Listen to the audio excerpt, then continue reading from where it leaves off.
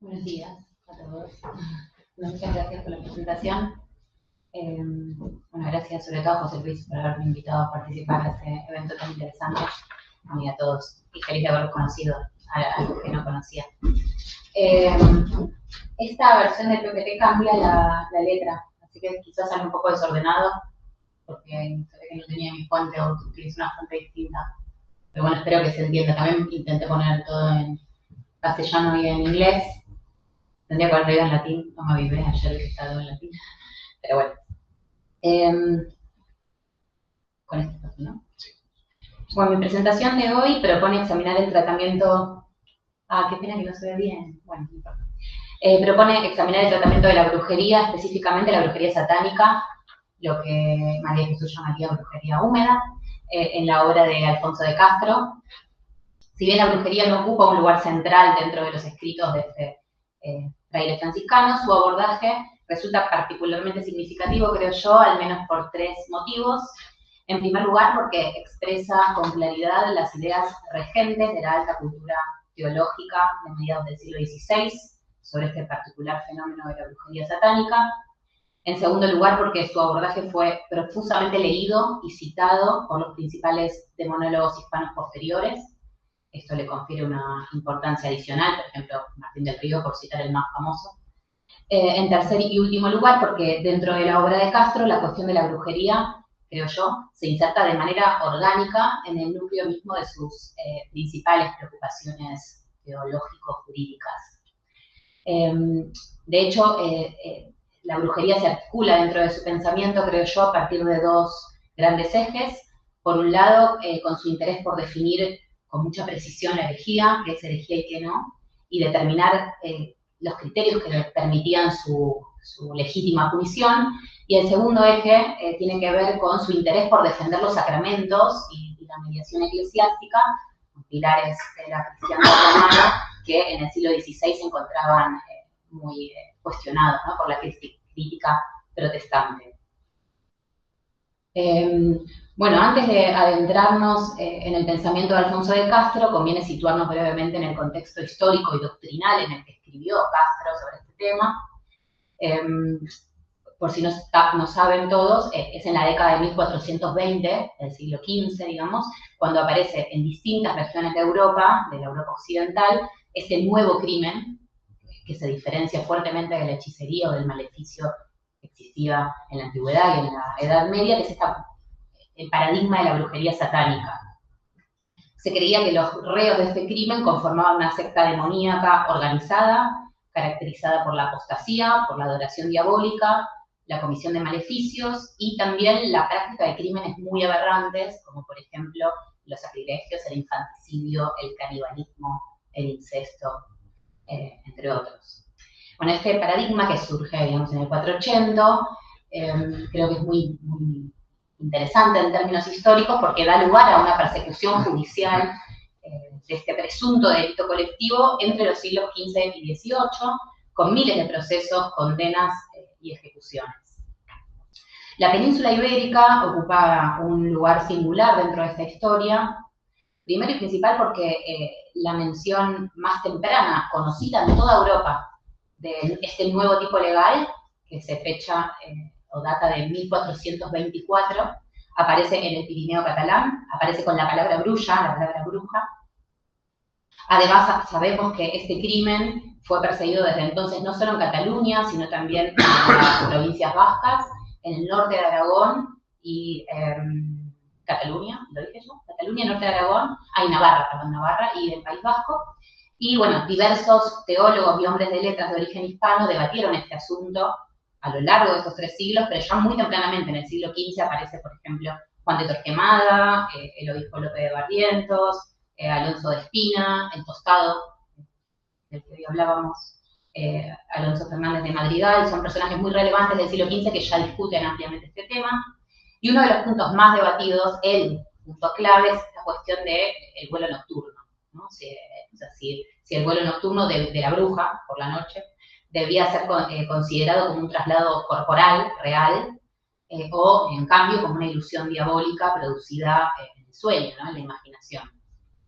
Y a comienzos del siglo XVI este debate seguiría abierto hasta el fin de la persecución. De hecho, por ejemplo, un personaje que es relevante mencionar, que es Francisco de Vitoria, aborda esta cuestión también en los tempranos años 20, o sea, antes que Castro, en su lectio sobre la magia, que se publica recién en la década del 50, y Vitoria creía que los demonios podían trasladar cuerpos por el aire también. Si bien refiere la existencia de una disputa teológica muy fuerte al respecto, él concluye aceptando, ¿no?, la posibilidad de que este crimen sea real. También para pensar este contexto en el que escribe Castro hay un acontecimiento importante que quisiera mencionar, que también tiene que ver propiamente hispano, que tiene que ver con el carácter renovado que adquiere, la nueva dimensión que adquiere la discusión sobre la brujería a partir de una gran casa, muy excepcional por su crueldad, que ocurre en el Reino de Navarra en 1525. Es excepcional porque condena a muerte entre 30 y 50 personas, y esta persecución es llevada adelante por la justicia secular, por el Consejo de Navarra, y tuvo un efecto decisivo porque lo que hace es obligar a la Inquisición, por primera vez en la historia, a pronunciarse formalmente sobre el crimen de la brujería. Entonces, lo que hace el Consejo de la Suprema, es convocar una reunión específica para tratar esta cuestión, que fue la Junta de Granada en 1526, integrada por teólogos y por canonistas, y lo particular es que en esta reunión se expresan opiniones dispares sobre este asunto, ¿no? O sea, sigue el debate sobre la realidad o la fantasía del vuelo de la bruja, si es corporal o si es imaginario. Los 6 teólogos que forman parte de la Junta dicen que sí es posible que vuelen, y los juristas dicen que no es posible que vuelen. Entonces, lo que hace la Inquisición, que pasa a ser la postura, digamos, oficial del siglo XVI, en 1526, es resolver o adoptar una postura cautelosa respecto a este crimen, ¿no? La Inquisición llama a examinar muy minuciosamente cada caso para ver qué había sucedido, si cada caso ocurre en cuerpo o en fantasía, propone absolver al reo si no había pruebas fehacientes de la realidad del crimen, y sobre todo también promover tareas preventivas en las zonas afectadas. Me refiero a visitas pastorales, predicación en lengua vernácula, ¿no?, para evitar estos errores. Cabe notar una cosa que es relevante también para entender a Castro o el contexto del siglo XVI, es que la Suprema, pese a su moderación y su cautela, aclara que en caso de que se comprobara el crimen de la brujería, debía ser castigado con mucha dureza si implicaba el ultraje de sacramentos, ¿no? Esto sí lo aclara. Y este, bueno, es el horizonte doctrinal, creo yo, en el que va a escribir Alfonso de Castro, y a diferencia de autores contemporáneos que abordan el tema, que son muy estudiados en la historiografía hispana, como por ejemplo Pedro Ciruelo o Martín Cajaniega, Castro no escribe en lengua vernácula sino en latín, quizás por eso también es menos conocida su postura sobre la brujería, y además su preocupación central no es la reprobación de supersticiones propiamente dichas, como es el caso de los otros 2 autores, sino su reflexión, ¿no?, sistemática sobre la herejía y su debida punición. Entonces pasemos ahora a Alfonso de Castro propiamente dicho. Esperen un segundito.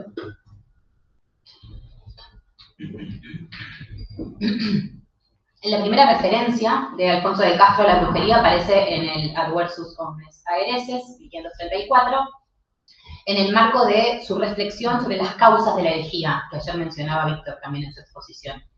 Ahí distingue entre causas internas de la brujería, como el amor propio, o el deseo de gloria, o la lectura indebida de textos paganos, de las causas externas, entre las que destaca 3 cosas: la negligencia de los prelados, las traducciones vernáculas del texto sagrado y la falta de predicación de la palabra de Dios en ciertas regiones remotas.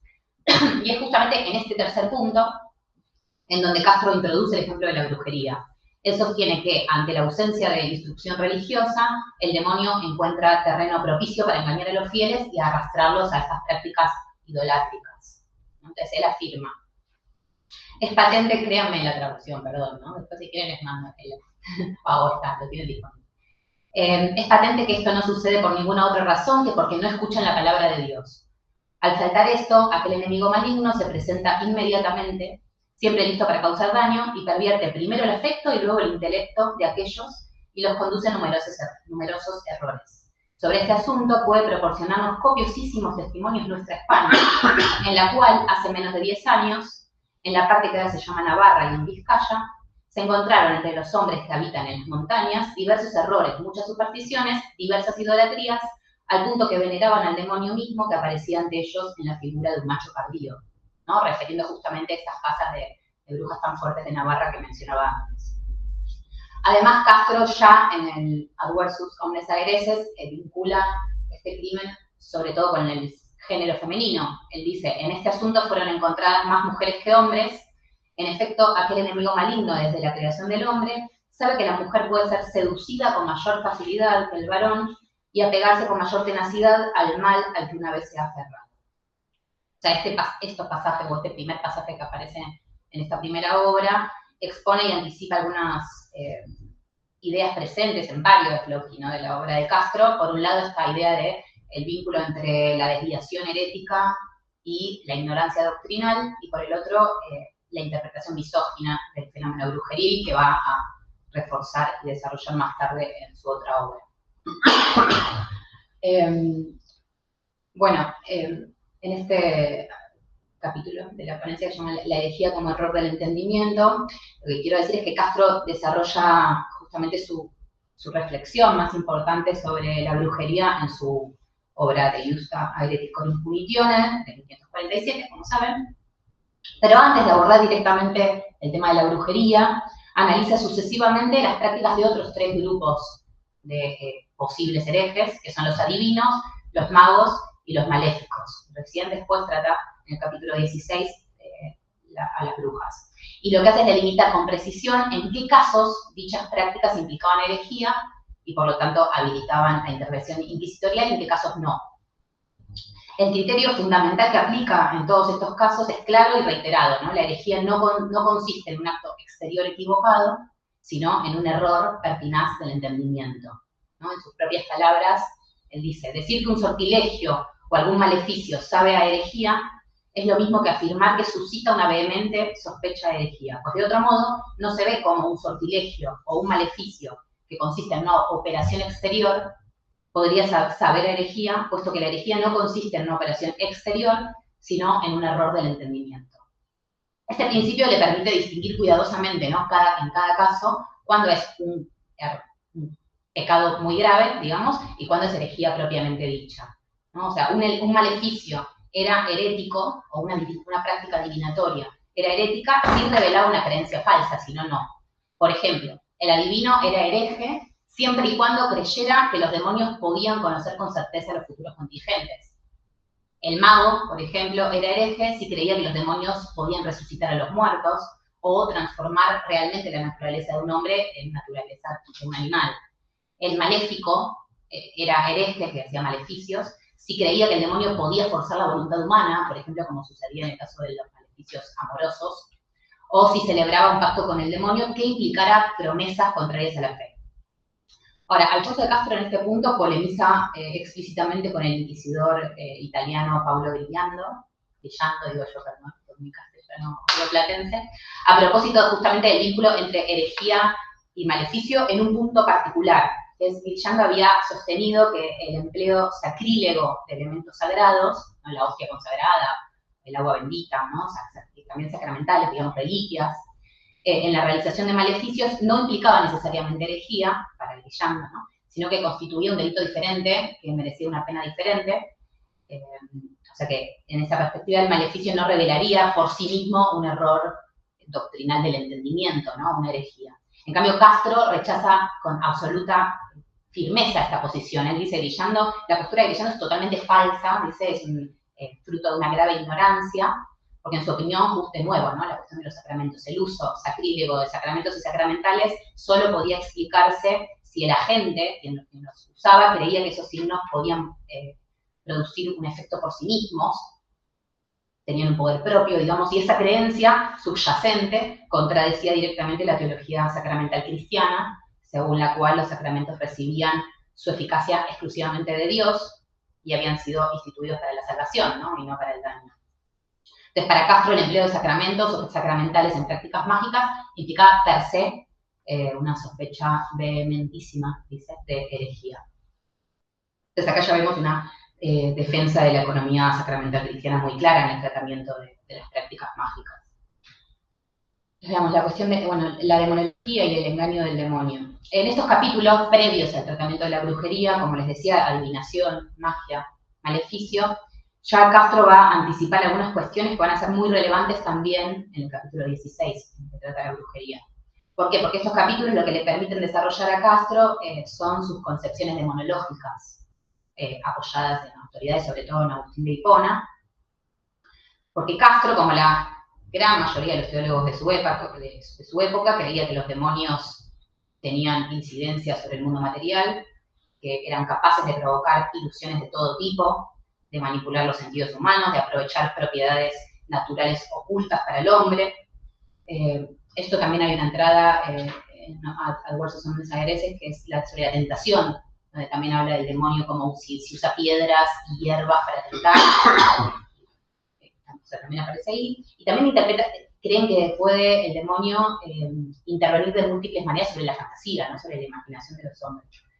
Él dice, por ejemplo, Castro, por medio de estos engaños y artificios, el demonio ha seducido hasta ahora a muchos hombres de uno y otro sexo, quienes lo veneran de modo supremo y lo adoran como si fuera Dios. Sin embargo, no todos los que lo obedecen lo veneran con el mismo nombre, rito y orden. Perdón, con el mismo rito y orden.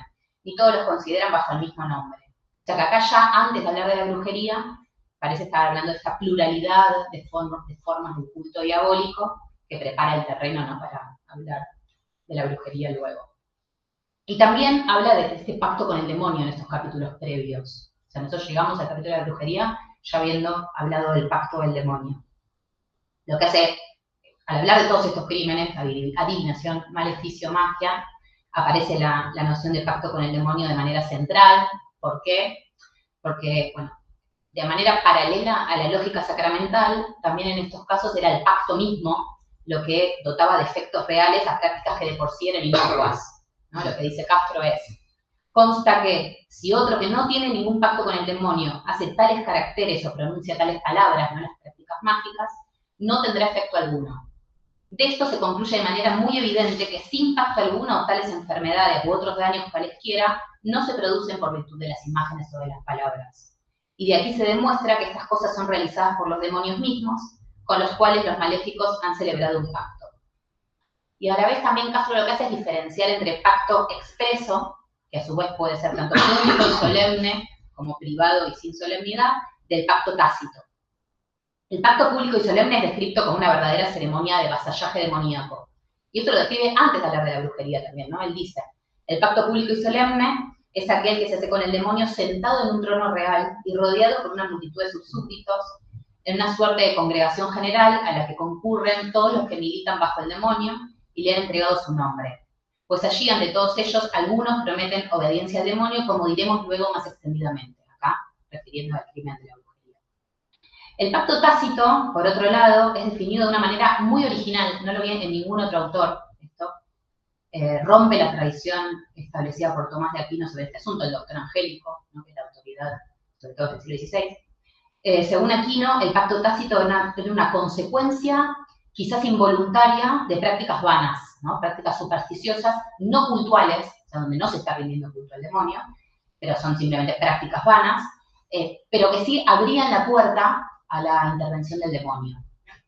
Ahora, para Castro, que creo realmente que es el único, por ahora, que yo leí, se trataba de una alianza consciente realizada con mediadores, ¿no?, con los siervos del demonio. Él dice lo siguiente. El pacto tácito con el demonio es aquel que alguien hace, no con el demonio, sino con quien es su discípulo, o quien es discípulo y siervo del demonio, prometiéndole obediencia íntegra y absoluta y renuncia a Dios y a la fe católica, y garantiza todas las demás cosas que otros prometen al demonio mismo. O sea, que es como lo mismo, pero a través de un mediador. Y acá la mediación anuda el contrato, ¿no? No lo socava en absoluto. De hecho, dice que el demonio lo toma totalmente por válido, como si hubiera sido directamente hecho a él. Y por esto, para Castro, tanto el pacto tácito como el pacto expreso podían implicar herejía, ¿no?, ambos. Esto ocurría cuando, o sea, había herejía cuando había adoración del demonio o cuando se le atribuía al demonio poderes que eran propios de la divinidad, ¿no?, una creencia falsa.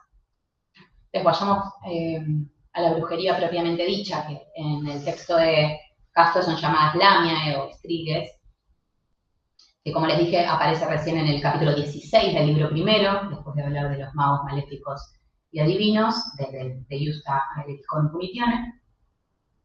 El problema él lo plantea de manera explícita, ¿no? Si las Lamiae y las Estriges son o no herejes.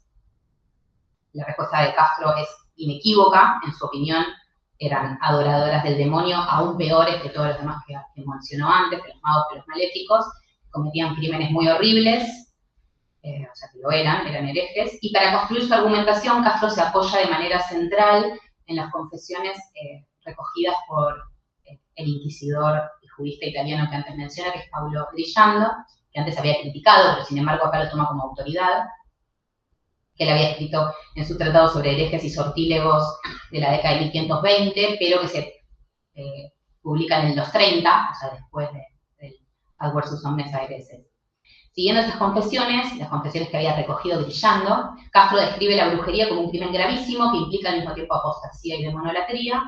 No dice, no se trata de una desviación menor, sino de una verdadera secta organizada, con ritos de iniciación, jerarquías, prácticas rituales estables. Según el relato de Castro, quien deseaba profesar esta secta debía renegar explícitamente del cristianismo y someterse al demonio como un señor legítimo. ¿No? Acá bueno, hay un pedacito en el que pongo esto. Como debe abandonar, negar inmediatamente el bautismo de manera explícita, pisotear la cruz, las imágenes y demás. El aspirante se ofrece entonces al demonio como un príncipe o rey, prometiendo obediencia perpetua, de modo análogo a como los religiosos emiten votos en manos de su prelado, dicen, ¿no? La estructura del pacto es muy clara, ¿no? Hay vasallaje, hay obediencia absoluta y hay una recompensa, que es una verdadera, digamos, inversión del orden cristiano. Según Castro, el demonio recompensa al brujo de manera increíble, le promete felicidad y goce perpetuo en esta vida y después de la muerte, mucho como proporcional a la gravedad del crimen, ¿no? La recompensa. Y además, según indica Castro, cada brujo recibe un espíritu custodio, como un pequeño demonio que lo acompaña y lo asiste a las reuniones, que es el que lo lleva volando. Acá aparece la cuestión del vuelo, ¿no? Dice, el demonio llama al hombre con una voz formada de manera similar a la voz humana. En cuanto escucha la voz, ¿no? El que va a participar del sabbat, toma un bote de unción y urge ciertas formas de su cuerpo con un ungüento tomado del bote. Después de hacer esto, sale de su casa e inmediatamente encuentra a aquel demonio en forma de macho cabrío.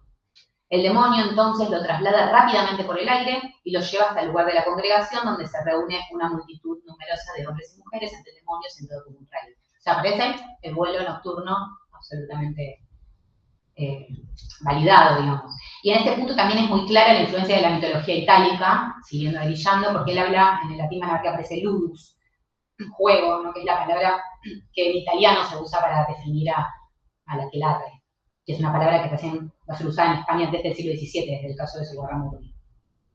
Entonces, bueno, ¿qué pasa en el conventículo de las brujas según Castro? Avisame si estoy bien de tiempo, ¿estamos bien? El conventículo de las brujas, bueno, una vez reunida la secta, tiene lugar el homenaje colectivo al demonio. Castro describe en detalle esta adoración, subrayando justamente el carácter invertido respecto del culto cristiano.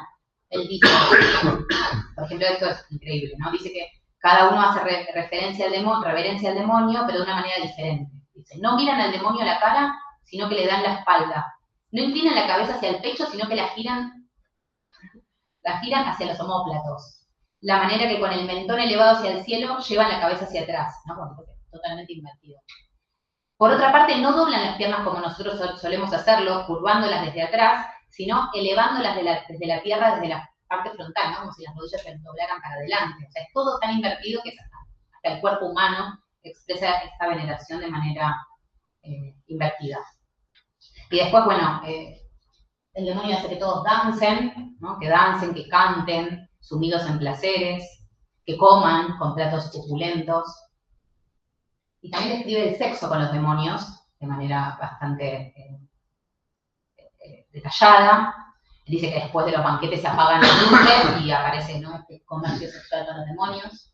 Acá dice que cada demonio en forma de incubo toma a su mujer, y si llegara a ver a algún hombre, toma al demonio en forma de mujer, que sería un súcubo, al revés. se mezclan y, bueno, satisfacen sus deseos carnales hasta la saciedad. En un pasaje también de este capítulo 16, Castro se dedica a explicar cómo ocurre concretamente este comercio sexual entre humanos y demonios, desde una perspectiva, digamos, técnica o teológica. Acá está escrita. Dice, ¿no? El demonio puede condensar el aire y formar algún cuerpo y darle la apariencia de un hombre. Y ahí dice, puede incluso hacer exactamente los mismos movimientos que hacen los seres humanos en las prácticas sexuales. Con este cuerpo formado, aunque no pueda darle un alma, puede sin embargo realizar por el movimiento local todas aquellas cosas que realizaría un alma si estuviera en él, ¿no? Puede hacer todo. Y al final termina diciendo que, sin embargo, si bien puede hacer todo, no puede generar semen, pero sí puede robar semen de otros hombres en forma de súcubo, recibir el semen humano de un hombre en forma de demonio femenino, después convertirse en un demonio masculino y infundir el semen robado a un hombre a una mujer. O sea que puede, incluso, como si fuese, ¿no?, en una práctica de fertilidad asistida del pasado, puede generar un embarazo, pero él concluye, Castro, que igual sería hijo de un humano, no serían hijos del demonio porque son hijos del hombre cuyo semen había sido robado. También atribuye crímenes muy atroces a las brujas, sobre todo lo que más destaca va a ser el asesinato de niños, ¿no? Las brujas tratan de matar a muchos niños antes de que sean bautizados, para que no puedan alcanzar la gloria eterna después de recibir el bautismo. Y dice, por las noches entran en casas ajenas, logrando abrir incluso las habitaciones más cerradas con ayuda del demonio. Entran, succionan la sangre de los niños, a veces los asfixian, cometiendo muchas otras maldades en torno a ellos. Este pasaje es relevante porque él en todo en todo el capítulo 16 sigue grillando, muy al pie de la letra. Y sin embargo, este pasaje no aparece grillando y es muy propio de la brujería hispánica. Acá está descrita toda esta cuestión de que entran por la noche por los resquicios y le chupan la sangre a los niños, es el estereotipo propio de lo que los especialistas llaman la strix hispánica, ¿no? La mitología brujeril propia de la península, sobre todo de la zona pirenaica, y lo que hace Castro es mezclarla, digamos, con lo que él lee de Grillando, con la mitología, digamos, de la brujería itálica, con una solución de continuidad, ¿no? Como amalgama ambas mitologías. Y además también lo que tiene interesante este pasaje es que nuevamente aparece la cuestión sacramental, ¿no? Porque parece que las brujas en realidad matan a los niños sobre todo para evitar el bautismo, ¿no? Para evitar su salvación eventual. Bueno, también aparece esta cuestión de género, que yo les había dicho que aparecen en Adversus Omnes Aereses, pero acá nuevamente la brujería es asociada al sexo femenino y de manera mucho más clara. Él trata de explicar por qué las mujeres eran las que más practicaban estos crímenes. La primera da dos razones. La primera razón es que las mujeres supuestamente eran más susceptibles al engaño del demonio, más crédulas. Y la segunda es la propensión a la lujuria de las mujeres, que además esto ocupa un lugar central en su argumentación porque él, miren lo que dice acá, el primer y principal objetivo al que tienden los hombres que profesan esta arte diabólica es el placer carnal. O sea, lo más importante que buscan los brujos es la lujuria. Y según él, como vemos acá, las mujeres son mucho más propensas a caer en estos impulsos o sucumben más claramente a estos deseos. O sea, que acá aparece esta visión misógina de Castro de manera mucho más clara, ¿no? Parece como un delito profundamente feminizado.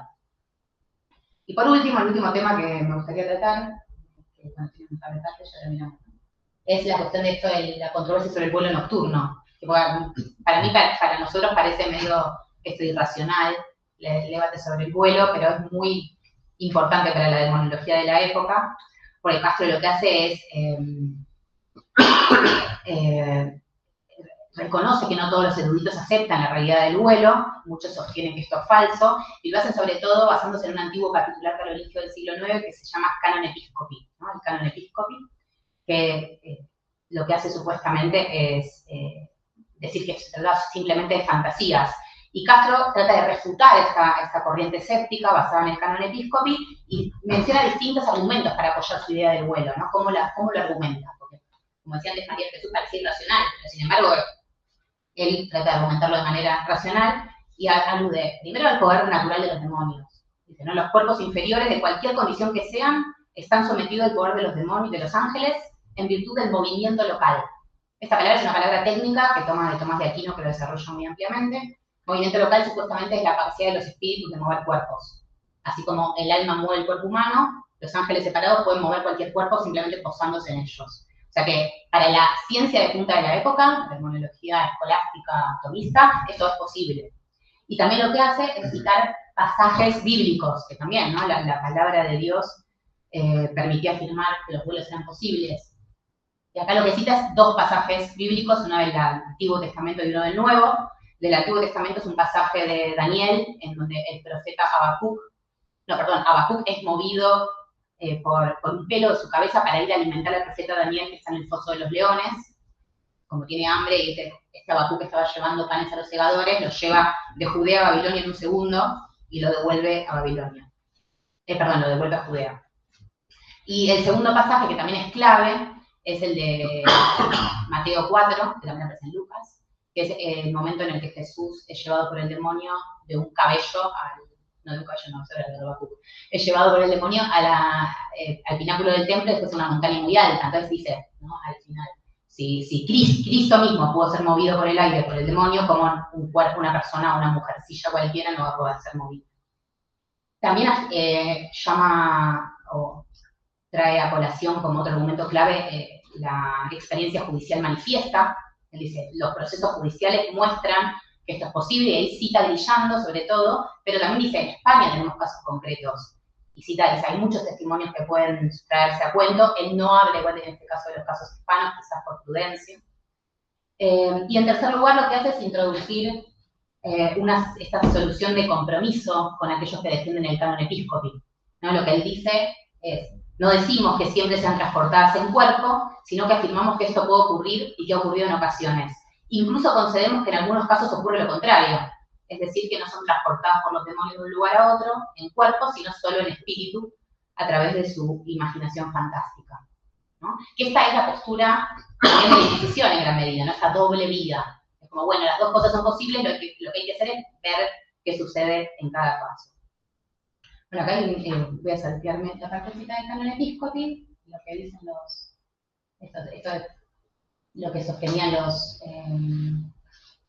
los escépticos que están citando el canon. Lo que él dice es que en realidad el canon no está juzgando como hereje decir que las personas vuelan, sino que lo que era herejía era creer que Diana o Herodías, que eran las diosas con las cuales supuestamente estas mujeres referidas en el canon episcopi volaban por la noche. La herejía era creer que ellas eran diosas, no creer que los cuerpos podían ser transportados, porque eso está en contra de la misma palabra revelada. Por lo tanto era herético para él decir que una persona no podía volar por poder del demonio.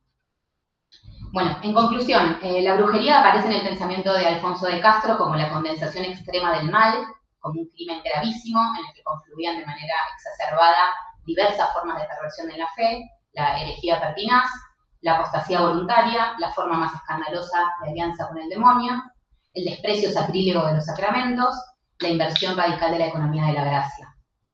El tratamiento que hace el franciscano de este crimen tan particular tiene la riqueza de expresar de forma clara tanto su doctrina heresiológica como sus concepciones demonológicas, y sobre todo su férreo deseo de proteger el cuerpo político cristiano y la fe católica, en particular, creo yo, el valor de los sacramentos y de la mediación de la Iglesia, de cualquier tipo de contaminación herética en estas décadas de tanto debate doctrinal y tan duro enfrentamiento entre católicos y reformados. Muchas gracias por la atención.